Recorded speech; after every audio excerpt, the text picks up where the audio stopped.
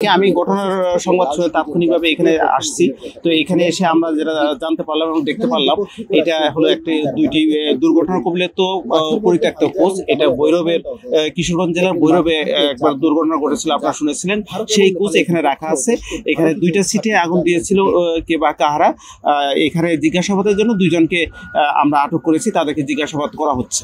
আমরা এই আশঙ্কা থেকে আমরা গত কয়েকদিন যাবতীয় প্রস্তুতি নিয়ে রাখছি এবং আমরা তার প্রস্তুতি হিসেবে আমরা আমাদের কমলাপুর রেল স্টেশন, তেজগাঁও বিমানবন্দর, জয়দেবপুর সহ আমাদের অন্যান্য যে স্টেশনগুলো আছে সবগুলোতে আমরা নিরাপত্তা জোরদার করেছি এবং আমরা অতিরিক্ত অফিসার ফোর্স মোতায়েন করেছি। আমরা প্রত্যেকটা ট্রেনই, যেগুলো আন্তনগর ট্রেনগুলো আছে, প্রত্যেকটা ট্রেনে আমাদের টিজি পার্টি সার্বক্ষণিকভাবে নিরাপত্তা দেওয়ার জন্য কাজ করে যাচ্ছে।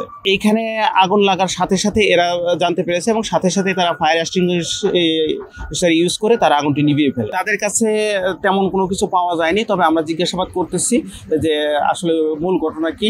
এইটার মূল রহস্য উদ্ঘাটনের জন্য আমাদের আরও জিজ্ঞাসাবাদের প্রয়োজন রয়েছে।